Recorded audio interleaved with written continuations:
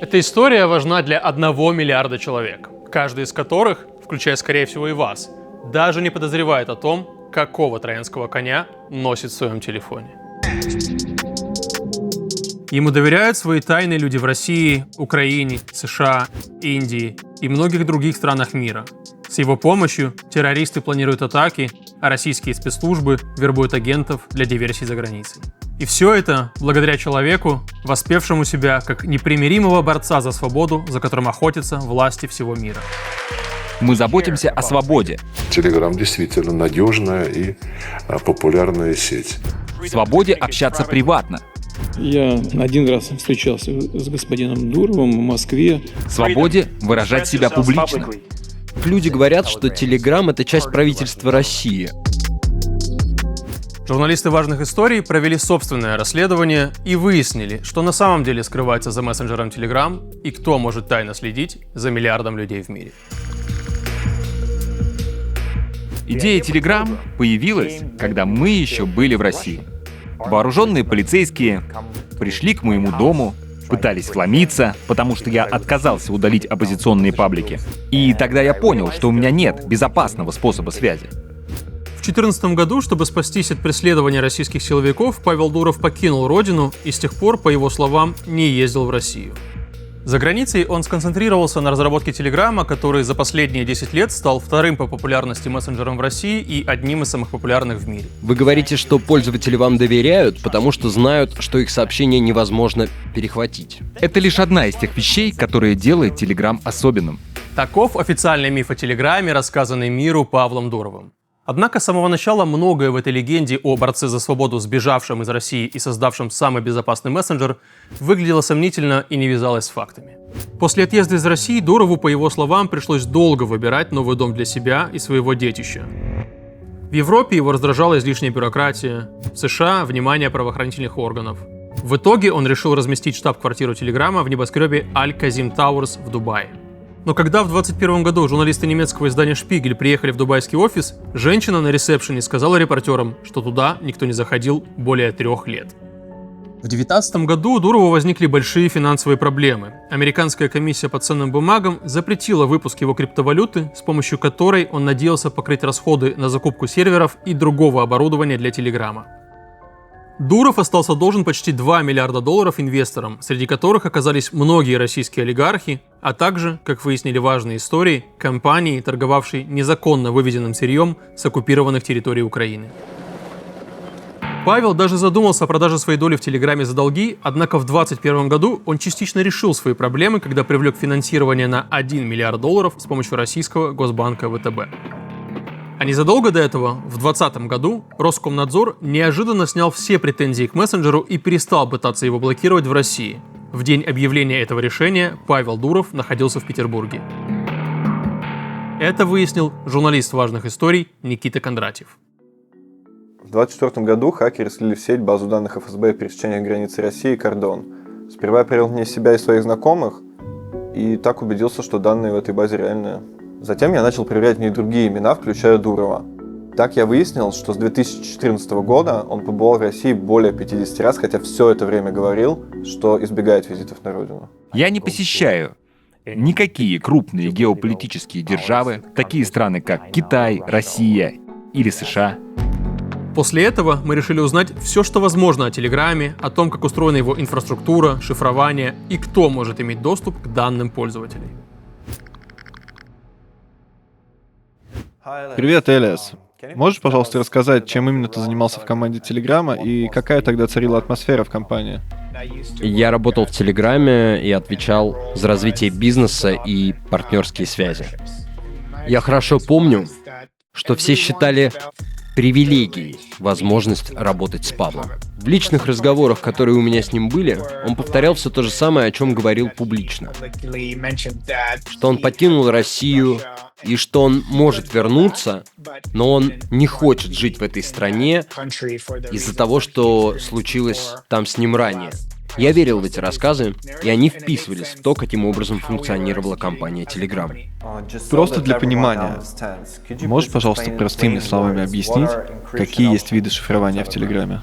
Секретные чаты — это дополнительная функция, которую пользователи должны активировать для каждого чата по отдельности. Сообщение попадает на другое устройство и при этом не сохраняется на сервере.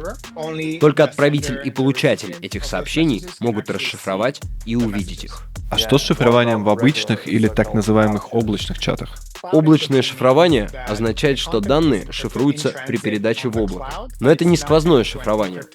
То есть ключи, которые генерируются для доступа к данным, обрабатываются на стороне сервера. Так что технически это означает, что кто-то помимо пользователей может иметь доступ к ключам для расшифровки этих сообщений и, соответственно, читать их содержимое.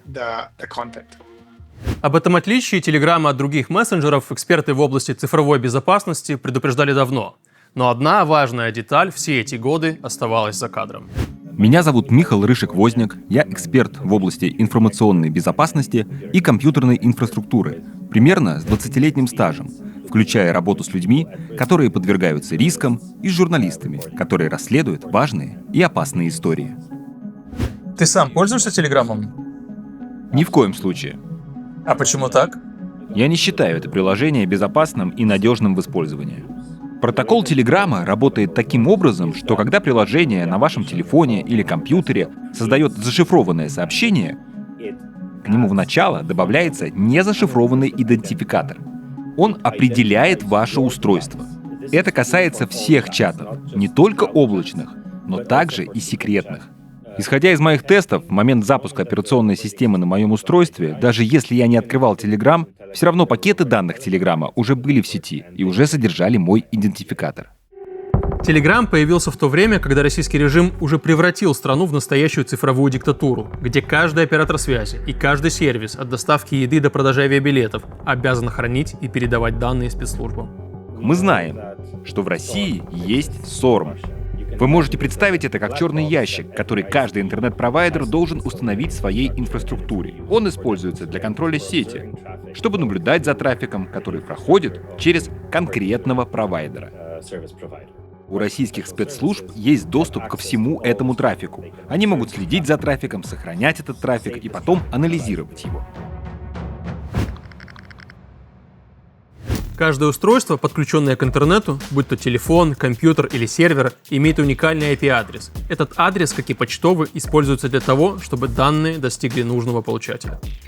Чтобы понять, кто управляет серверами Телеграма и имеет доступ к его трафику, мы решили провести цифровой эксперимент. Мы отправили друг другу текстовые сообщения и файлы в Телеграме и записали трафик в специальной программе, позволяющей отследить сетевой маршрут данных.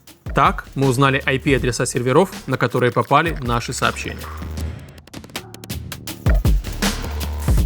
И как выяснилось, эти IP-адреса, судя по данным европейского интернет-регистратора, контролирует малоизвестная компания с Карибских островов Антигуа и Барбуда Global Network Management.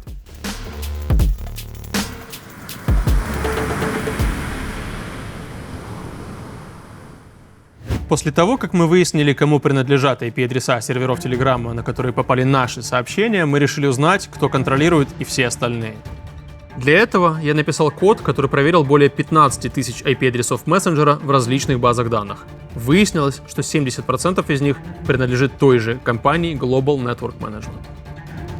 Так стало понятно, что эта компания играет значимую роль в инфраструктуре Телеграма.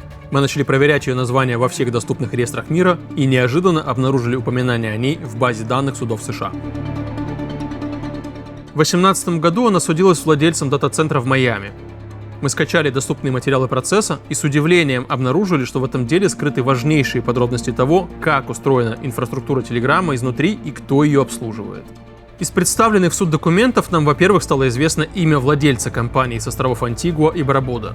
Им оказался уроженец Тольятти Владимир Веденеев. Во время допроса в суде Майами Веденеева спросили, как его компания использует серверы в дата-центре. GNM занимается установкой клиентского оборудования, в данном случае для мессенджера Telegram, и последующей технической поддержкой этого оборудования. Веденеев также сообщил суду, что он единственный человек с авторизованным доступом к серверам Телеграма. Его компании также принадлежит маршрутизатор в дата-центре. Это ключевой компонент сетевого оборудования, через который проходит весь трафик. Если компания контролирует все маршрутизаторы, которые распределяют трафик, проходящий через серверы Телеграма, это значит, что эта компания или же тот, кому она предоставит подобный уровень доступа, может видеть идентификаторы устройства и по ним определить связанные с девайсом потоки данных. И на основе этого они могут сделать и что-нибудь еще, например, попытаться установить, где именно конкретный пользователь находится в данный момент. В 2018 году Telegram передал все права и обязательства по контрактам на обустройство своей инфраструктуры компании Веденеева. Обратите внимание, кто подписал соглашение. От имени Global Network Владимир Веденеев как директор, а от имени Телеграма тот же Веденеев, но уже в качестве финансового директора. Вот как он сам объяснил это в суде. Моя работа с мессенджером Telegram началась с того, что Павел Дуров в Санкт-Петербурге попросил меня занять должность финансового директора, отвечать за коммуникацию с поставщиками, подписывать документы и так далее. И формально у меня была доверенность на подписание документов от имени Павла Дурова и от имени Телеграма. Слушай, похоже, этот человек не только отвечает за всю инфраструктуру Телеграма, но и занимает в нем одну из самых высоких позиций. Ты о нем вообще хоть что-нибудь раньше слышал? Нет, более того, я поговорил с бывшими менеджерами Телеграма и с другими людьми, знакомыми с Дуровым, и они тоже никогда не слышали фамилию Веденеев. Тогда мы решили выяснить все, что возможно об этом загадочном человеке, но в итоге узнали нечто гораздо более важное. Дуров всегда отрицал, что его мессенджер использует какую-то инфраструктуру в России. Однако, судя по документам американского процесса, компании, которые обслуживают серверы Телеграма и имеют доступ к его трафику, де-факто находятся в России. Об этом прямо говорил в суде Владимир Веденеев. Сколько человек работает в GNM? 12. А где они находятся? 2 человек в Антигуа, 6 в России, остальные в Азии и Европе. Есть ли у GNM офисы? Мы арендуем офисные помещения в Антигуа, и у нас есть здание в России, в Санкт-Петербурге. Более того, Global Network Веденеева начала администрировать IP-адреса Телеграма только в 2020 году. А до этого, на протяжении 7 лет с появления мессенджера, этими адресами владела компания из Петербурга с похожим названием – Global Net.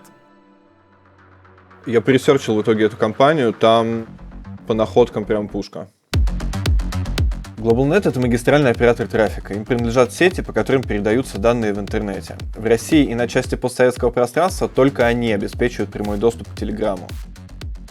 До недавнего времени ее бенефициаром был тот же Владимир Веденеев, но в 2024 году он переписал компанию на своих родственников. У GlobalNet есть еще один совладелец. Его зовут Роман Венедиктов. Он окончил военно-космическую академию Можайского. Это элитная кузница инженеров для российской военной промышленности, разведки и космонавтики. На протяжении почти 10 лет Венедиктов служил в главном центре испытания и управления космических средств Министерства обороны в военном городке Щелково 7. Они с Дуровым начали сотрудничать еще лет 15 назад, и тогда Венедиктов стал совладельцем такой компании в Питере, называлась Peering. Она же владела сетью обмена трафиком DataX. Она создавалась как раз для того, чтобы передавать данные пользователей ВКонтакте. Это у них получился такой семейный бизнес, там же доли были и у матери Дурова Альбины, и у его единоутробного брата Михаила Петрова.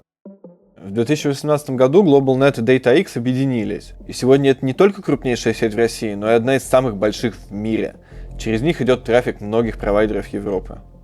Они же первыми из операторов в России весной 2022 года, то есть сразу после начала войны, по требованию Роскомнадзора внедрили систему анализа и контроля за трафиком юзеров, DPI.